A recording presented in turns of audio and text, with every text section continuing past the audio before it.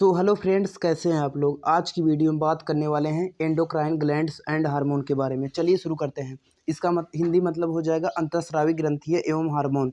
दूध निष्कासन hormone oxytocin का स्राव कौन सी ग्रंथि करती है? तो जो इसका राइट आंसर हो जाएगा ये आपका पीयूष ग्रंथि मतलब पिट्यूटरी ग्लैंड हो जाएगा।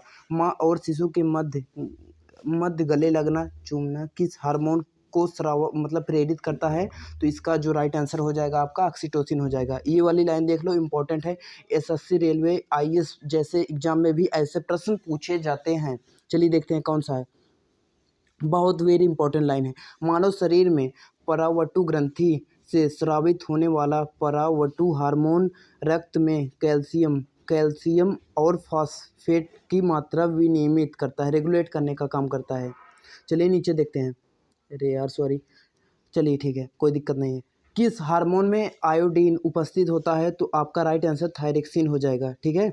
इंसुलिन हार्मोन किस अंग से स्रावित होते हैं? अग्नाशय। मनुष्य में पित्त का निर्माण यकृत लीवर में होता है। ये इंपॉर्टेंट लाइन है भाई, याद कर लो, बहुत इंपॉर्टेंट है। एग्जाम में मतलब क्वेश्चन पूछ लिया जाता है। ठीक है। मनुष्य में पित्त का निर्माण यकृत लीवर में होता है तथा पित्त का संचयन पित्ताशय मतलब गाल ब्लैडर। जैसे आपका कभी कभी होता है पित्ताशय, जब पथरी हो जाती है तो पित्ताशय हमारे गाल ब्लैडर को बाहर निकाल दिया जाता है। तो आपका पित्त का ना दिक्कत होती है, बहुत दिक्कत आती है। इसलिए आप लोग मतलब पानी वगैरह सब कुछ स्वस्थ पिया करें, स्वच्छ पिया करें। चलिए ठीक है, आगे बढ़ते हैं। थायराइड ग्रंथि को थायरोक्सिन स्रवण करने के लिए उत्तेजित करने वाला अंतःस्रावी हार्मोन कौन सा है? तो आपका राइट आंसर जो हो जाएगा वो हो जाएगा TSH। चलिए नीचे देखते हैं। लड़ो और उड़ो, फाइट एंड फ्लाइंग के नाम से किस हार्मोन को जाना जाता है? एड्रीनिलेन। मानव शरीर का सामान्य तापमान 98 फ़ारेनहाइट और 37 डिग्री सेल्सियस होता है। अगर फ़ारेनहाइट में आपको पूछे तो आपको 98.6 फ़ारेनहाइट टिक कर देना है। उसके बाद अगर सेल्सियस में पूछे तो आपको 37 कर देना है। चलिए ई वाली लाइन देख लो, बहुत इंपॉर्टेंट है। एसएससी, रेलवे, आईएएस जैसे एग्जाम में भी ऐसे क्वेश्चन आ जाते हैं। कभी कभी नहीं, मैक्सिमम टाइम आ ही जाते हैं। शरीर में अतिरिक्त ग्लूकोज ग्लाइकोजन में परिवर्तित होकर यकृत में संरक्षित हो जाता है, मतलब स्टोरेज हो जाता है उसका। ठीक है, कोई दिक्कत नहीं, आगे बढ़ते हैं।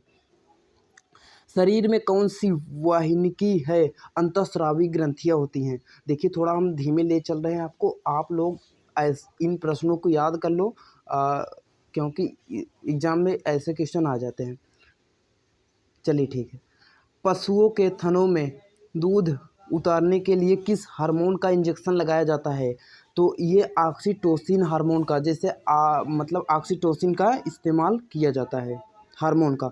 मनुष्य में मधुमेह रोग किस हार्मोन की कमी से होता है? अगर इंसुलिन की कमी जिसके अंदर होती है तो उसको क्या हो जाता है? मधुमेह मतलब डायबिटीज हो जाता है। और डायबिटीज का इंजेक्शन भी उसे लेना पड़ता है। ये तो आउट ऑफ सिलेबस में आपको बता रहा हूँ, कोई दिक्कत है नहीं।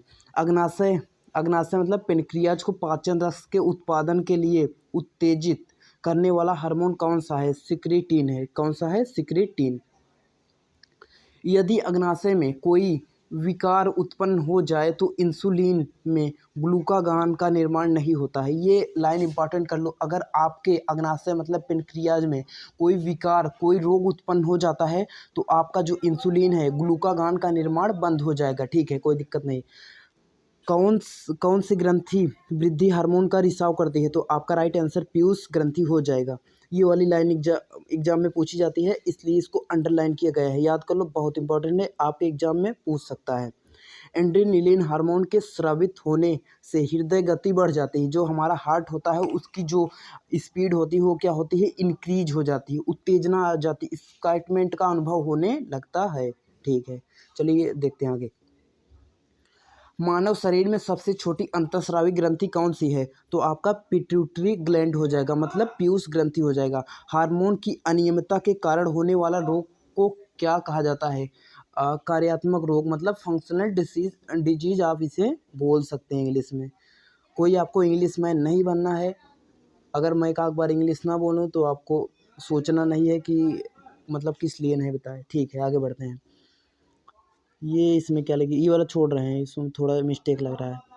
ऑक्सीटोसिन व पिटोसिन प्रसव के समय गर्भाशय के फैलाव एवं संकुचन को प्रेरित करता है। स्तन ग्रंथियों से दूध का स्रावण प्रेरित करता है। मेलाटोनिन हार्मोन के बारे में समझिए। यह सोने जागने के चक्र को नियंत्रित करता है। चलिए आगे बढ़ते हैं। एड्रेनलिन, एपिनेफ्रिन, इसका कार्य समझ लेते हैं। मेरे फ्रेंड को मैंने बुक दिया था ना, तो उन्होंने गोंच दिया, इसलिए थोड़ा स्पष्ट नहीं हो पाता कोई कोई वर्ड।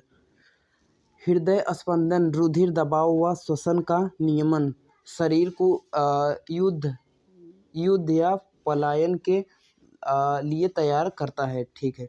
एस्ट्रोजन स्त्रियों में सहायक अंगों की वृद्धि एवं विकास में मदद करता है। स्त्रियों के द्वितीय लैंगिक लक्षणों का भी विकास इसी में हो जाता है। चलिए प्रोजेस्टेरॉन के बारे में समझते हैं। गर्भाशय को भ्रूण के अधिरोपण के लिए तैयार करता है। गर्भाशय बनाए रखने में सहायता करता है।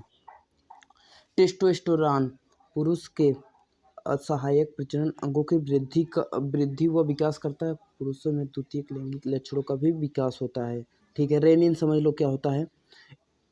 एल्डोस्टेरोन के स्रावण को प्रेरित करता है। प्लाज्मा प्रोटीन एंजियोटेंसिनोजन को एंजीटेंसिन में तोड़ता है, जो हृदय की स्पंदन दर को क्या करता है, इंक्रीज कर देता है, बढ़ा देता है। तुम्हारा दिल जो होता है उसकी गति को बढ़ा देता है।